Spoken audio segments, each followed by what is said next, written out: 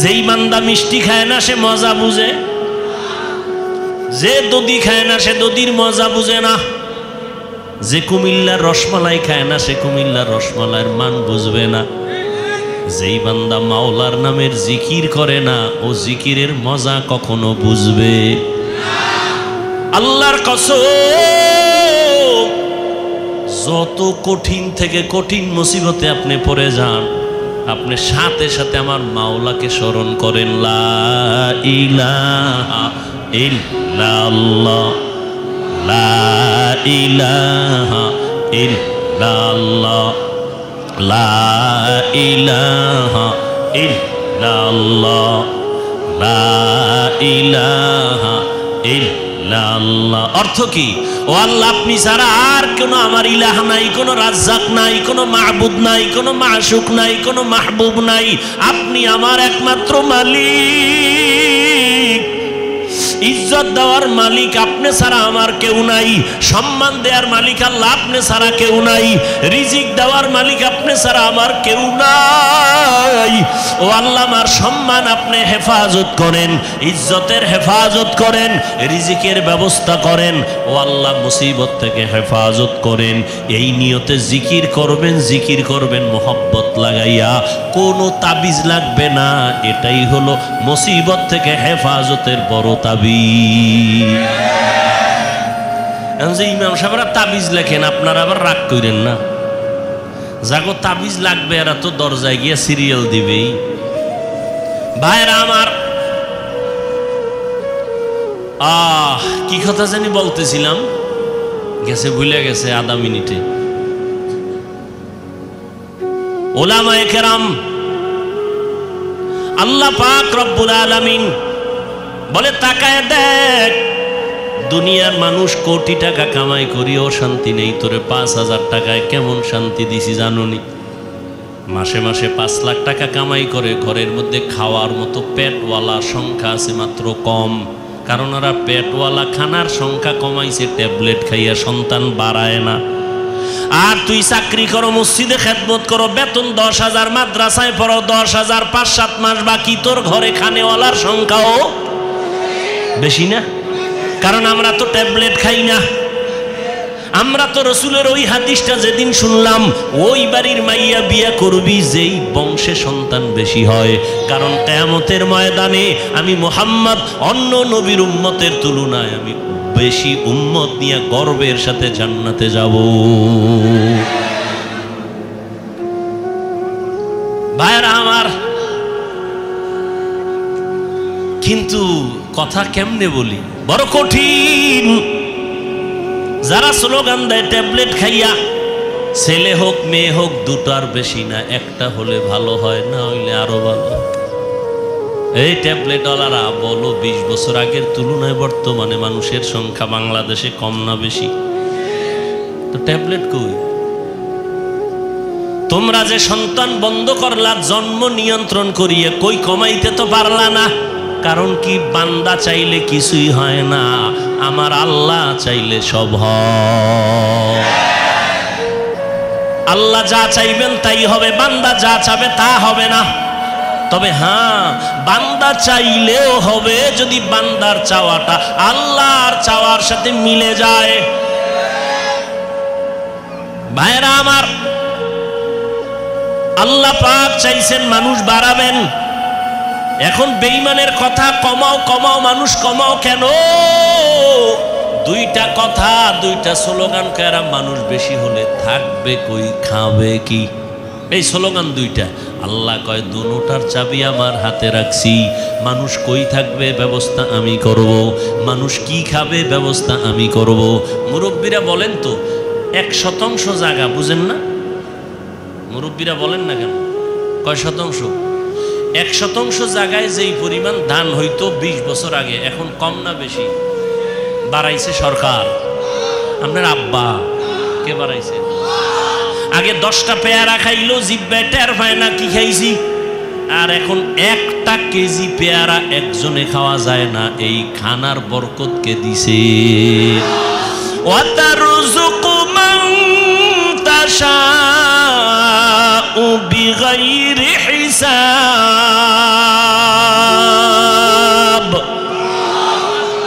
तवक्कुल मीकुनी हर सुबह शाम मीरा सानद रिस्क तू अज़ला मकाम जुज़्बा हक़ ची ज़े मखाअज़ इंसुजा फज़ले उआ मस्ते दर जुमला जहा। রিজিক আগের তুলনায় বরকত বাড়ছে না? এখন কিন্তু খাওয়ার মানুষ নাই, খানা আছে অনেক, খাওয়ার মতো মানুষ নাই। 10 জনের খানা একজনে খাইতে পারতো, এই মানুষও ছিল না, এখন নাই।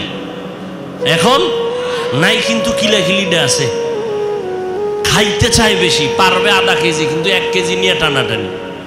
ডাক্তার বলছে মিষ্টি খাওয়া হারাম, হয়ে গেছে সবে বরাতে মিষ্টি আনতে মসজিদে তবারক। এক পোটলা নিয়ে এক হাতে পকেটে নিয়ে আর এক হাত বাড়াইছে আর এক পোটলা নেওয়ার জন্য। আছে না নেই?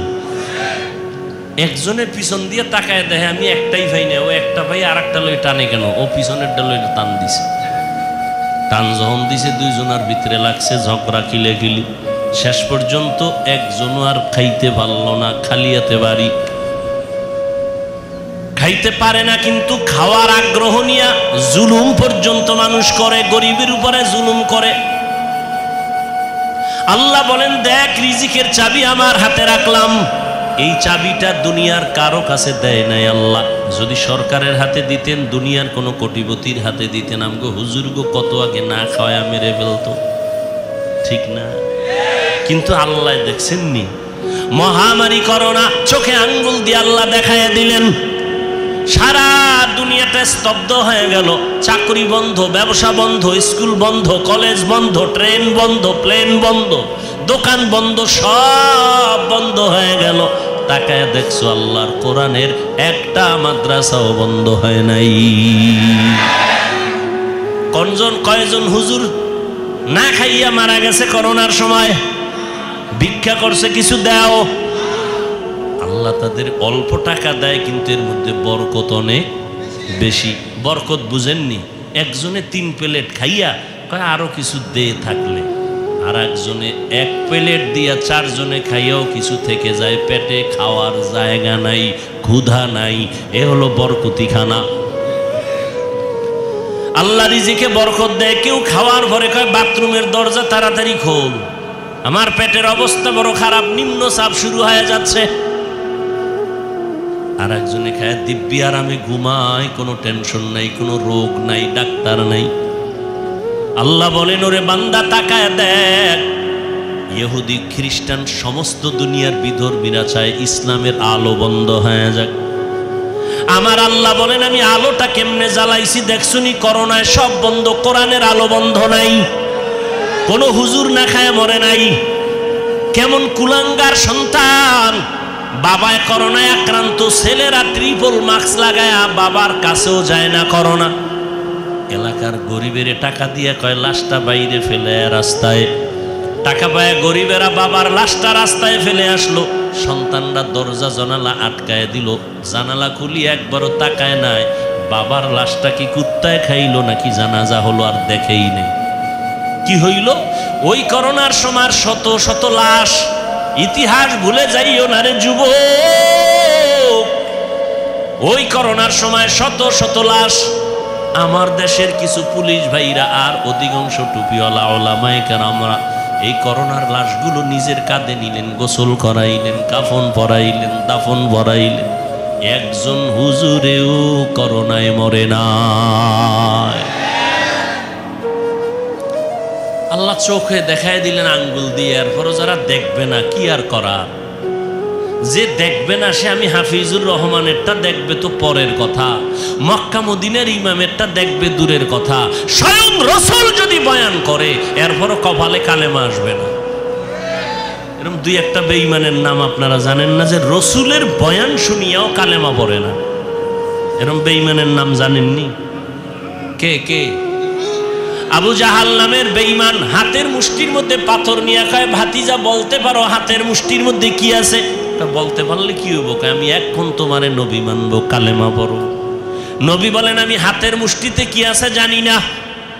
কেন জানো না? আমি গায়েবের মালিক না, তবে হাতের মুষ্টিতে যা আছো, নবী ইশারা করলেন ও মুষ্টির ভিতরে যা আছো একটু আওয়াজ দাও। সাথে সাথে আবু জাহালের হাতের পাথরগুলো কালেমা পড়া শুরু করলো। আবু জাহিল্লা পাথরগুলো মাটির মধ্যে ফালায় কয় মুহাম্মদ বড় জাদুকর। নবীজির বয়ান শুনিয়াও কপাল পরা কালেমা পড়ে না। আর আমার মাওলা যদি কপাল খুলে দেন, নবীকে জবাই করতে আসিয়াও কালেমার মালা গলায় লাগা। কে কে? মান ইয়াহদিল্লাহু ফাহুয়াল মুহতাদ ওয়া মান ইউদ্লিল ফালান তাজিদা লাহু ওয়ালিয়াম মুরশিদা। রহমতের নবীর আলোচনা করতেছিলাম। রহমতের নবী উম্মতের মাঝে দুইটা জিনিস রেখে গেলেন, কোরআন আর সুন্নাহ। কোরআন হাদিস একটু আগেই কিন্তু বলছি জান্নাতের ঠিকানা আছে কোরআন হাদিসের ভিতরে, কিন্তু নবী কোরআন আর হাদিস রেখে গেলাম বলেন নাই, বলছেন আমি কোরআন আর সুন্নত রেখে গেলাম। এই দুইটা জিনিস আঁকড়াইয়া ধরো, ঈমানও যাবে না, সম্মানও যাবে না। এই পৃথিবীর বর্তমান পরিস্থিতি বড় খারাপ। মুমিনের জন্য ফিলিস্তিনের মুসলমানের করুণ হালাত, ওদিকে আসামের মুসলমান, চেচনিয়া বসনিয়ার মুসলমান, সারা দুনিয়ার বার্মার মুসলমান সহ কি এক করুণ অবস্থার মধ্যে। আল্লাহর শুকর যার কাছে আল্লাহর কোরআন আর সুন্নত যতটুকু আছে তার সম্মান ততটুকুই আছে, এখনো আছে। নাই পারে না কোরআনওয়ালাদের মেরে ফেলবে, কিন্তু না, আল্লাহ যদি বাঁচায় রাখেন, হেফাজত করেন, কেউ তার ক্ষতি করতে পারে নাই, পারবেও না। পিছনে পিছনে ধৈরা ফেলাম, অমুক হুজুরের সাইজ করে দেব। আল্লাহর কুদরত যদি এখলাস নিয়ে চলে, পৃথিবীর নিকৃষ্ট সন্ত্রাসীও যদি আইসা দাঁড়ায়, আলেমের পিছনে যাই বলুক, সামনে আইসা শুধু চেহারাটার দিকে নজর দিলে মোমের মতো বেঈমান দুর্বল হয়। কুদরত কার? এরে আল্লাহর বান্দারা, রহমতের নবী বলেন ইলমের চাবি আমি উলামায়ে কেরামের হাতে দিয়া গেলাম। উলামায়ে কেরামদের থেকে তোমরা জান্নাতের ঠিকানা নাও, তাদের থেকে নিয়ে তোমরা জান্নাতের পথে চলো, সুন্নাত অনুযায়ী চলো। রহমতের নবী এমন একটা টাইমে মদিনা মক্কা নগরীতে আসলেন, যেই মানুষগুলো চরিত্রহীন, খারাপ, নারীদের পছন্দ করে না, বিধবারে পছন্দ করে না, কন্যাদের পছন্দ করে না, বাবা কন্যা হলেই মনটা বেজার, লজ্জায় মাথা উঁচু করে না। কেন? কন্যা হইছে, মানুষ খারাপ বলবে। বর্তমান ১৫০০ বছর পরেও কিছু কুলাঙ্গারের বাচ্চা এই জমিনে আছে, কন্যা হলে বউয়ের সাথে ঝগড়া করে, ছেলে হলো না কেন, মেয়ে হলো কেন? আছে না নাই? ছেলে মেয়ে কি স্ত্রী দেয়? যদি তাই মনে করো তো দোষ তো স্বামীর। স্ত্রী তো তোমার জিনিসটাকে বহন করে, কষ্ট করে, না খানা না ঘুম, কষ্ট করে তোমার জিনিসটাকে আমানতের সাথে রক্ষা করে, তাকে পুরস্কার দেওয়া উচিত। কথা ঠিক না? জীবনের মূল কষ্ট মায়ের প্রসব বেদনা, সাত আসমান সাত জমিন তখন মায়েরই মাথায়। জীবনের মূল কষ্ট মায়ের প্রসব বেদনা, সাত আসমান সাত জমিন তখন মায়েরই মাথায়। আমার সুন্দর মুখ দেখে মার, আমার সুন্দর মুখ দেখে মায়ের ব্যথা যায় দেয় হাসাইয়া। ও আমার প্রাণের মা, মা গো মা, কোথায় গেলে মোরে ছাড়িয়া?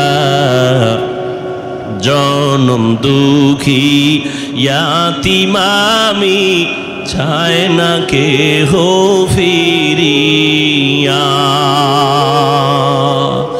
আমি যখন ছিলাম আমার মায়েরই উদরে, চলাফেরা করলেন যে মায় কত কষ্ট করে। আমি যখন ছিলাম আমার মায়েরই উদরে, চলাফেরা করলেন যে মায় কত কষ্ট করে। এমন মাকে কেমনে আজি, এমন মাকে কেমনে আজি যাব আমি ভুলিয়া। ও আমার প্রাণের মা, মা গো মা, কোথায় গেলে মোরে ছাড়িয়া। জনম দুঃখী ইয়াতীম আমি, চাই না কেহ ফিরিয়া। এরে আল্লাহর বান্দা, মা একটা সন্তান নিয়ে কতই যে কষ্ট করেন, স্বামীকে বুঝাইলেও জীবন ভর বুঝবে না রে বাবা। ওই বোঝা তো তোমার মাথায় কোনো দিন আসে না রে বাবা। আম্মা জান ঘুমাইতে গেছেন, হঠাৎ বেদনা শুরু, ঘুম নাই, সারাটা রাত কান্নায় চলে গেল। খানার প্লেট নিয়ে বসছেন, খেতে পারে নাই, ব্যথা শুরু হয়ে গেছে।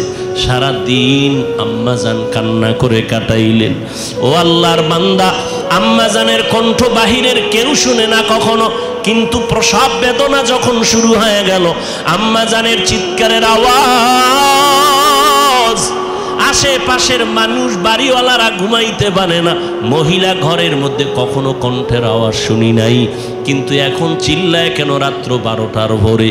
খবর নিয়ে দেখে বাচ্চার প্রসব বেদনা শুরু হয়ে গেছে।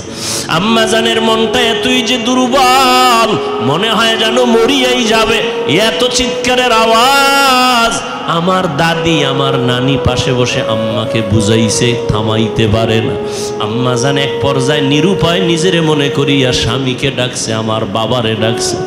আব্বাজানকে গোপনে ডাইকা আমার দাদি নানিরে কয়, চলে যাও, আমার স্বামীকে একটু কাছে আনো। আমার স্বামীকে কাছে আনলেন। আম্মাজান স্বামীর হাতটা ধইরা চোখের পানি ছেড়ে কাঁদে আর কয়, স্বামী, আমি আপনার ঘরে সংসার করতে গিয়ে কত বেয়াদবি করেছি, আপনার যেইভাবে খেদমত করা দরকার আমি করতে পারি নাই। দয়া করে আপনি আমার দাবিটা ছেড়ে দেন, আমাকে মাফ করে দেন। আব্বাজান বলে, বিবি তুমি এমন কেন করো?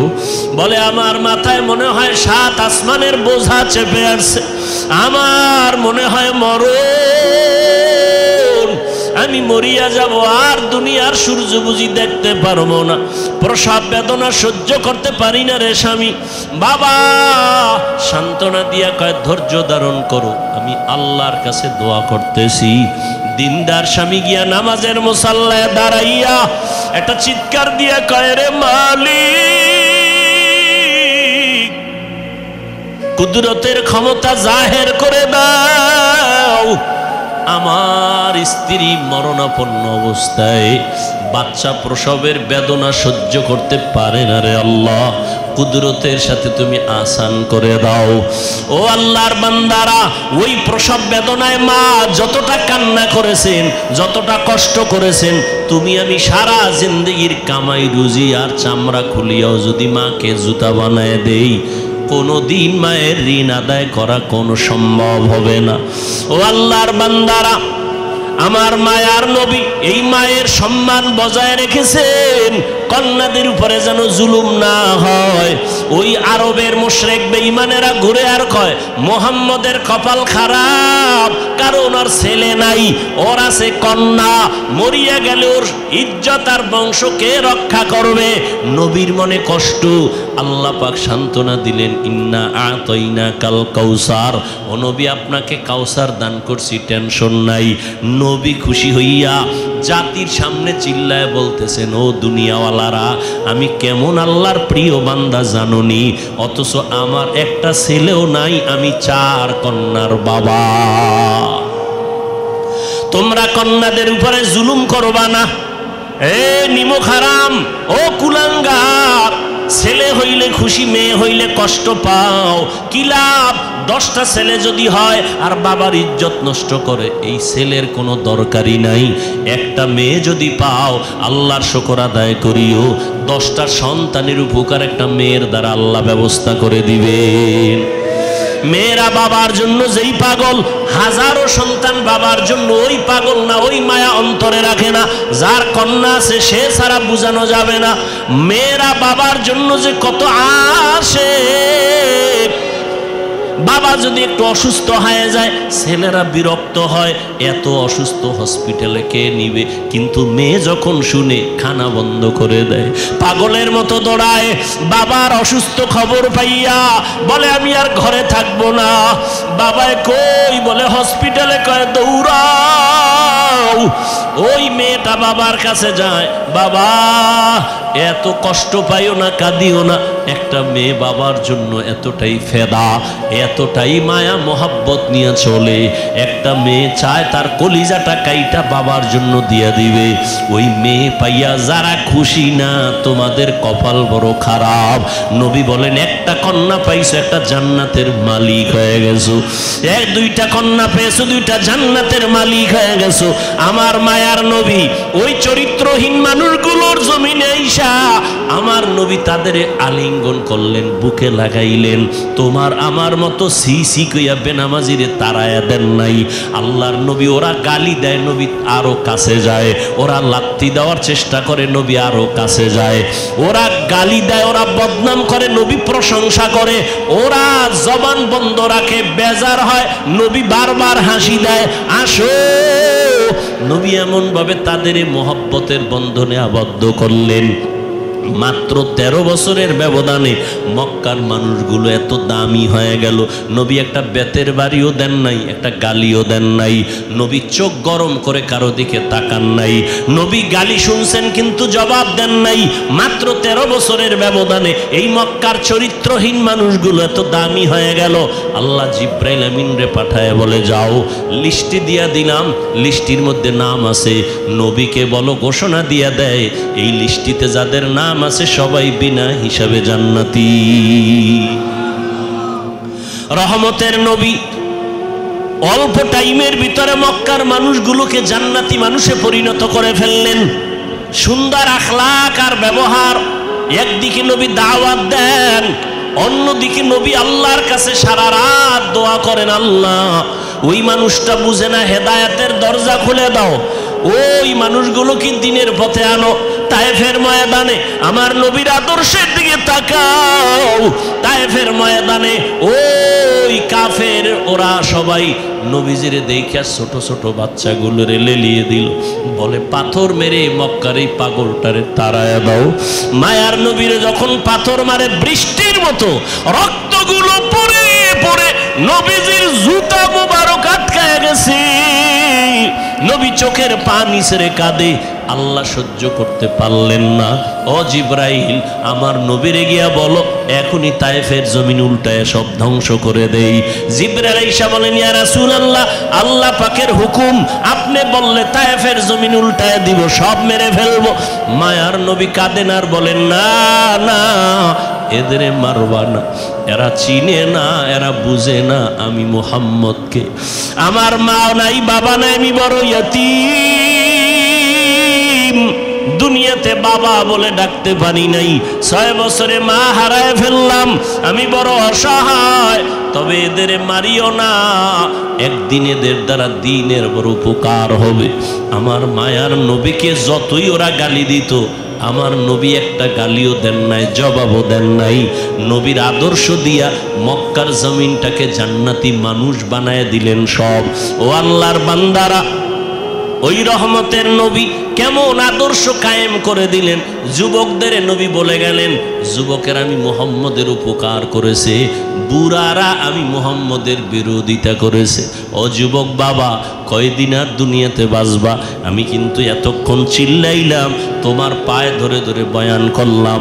কুত্তার মতো সারাটা দেশে ওলামায়ে কেরাম দৌড়ায় আর বয়ান করে পাও ধরে। ও আল্লাহর বান্দারা, বিনিময়ে তোমরা একটা টাকাও দাও না, বরং গালি দাও, বিরোধিতা করো।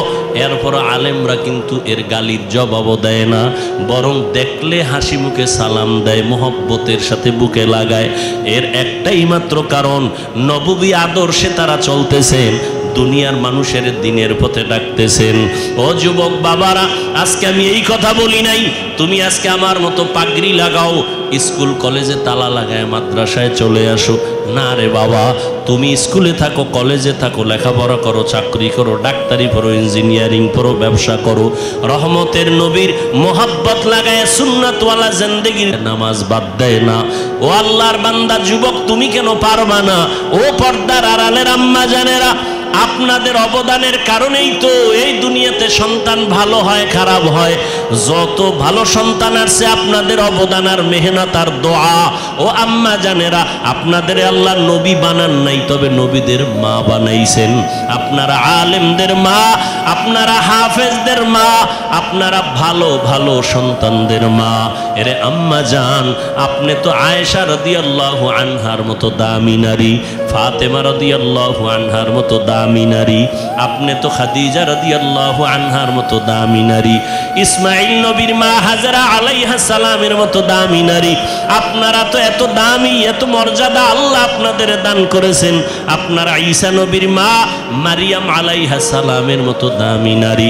আপনার মতো কত মা, কত বোন এখনো আছে, নামাজ পড়ে, পর্দা করে, স্বামীর মাল হেফাজত করে, সন্তানগুলোকে দিনের পথে মেহনত করে, মোবাইলে সময় নষ্ট করে না।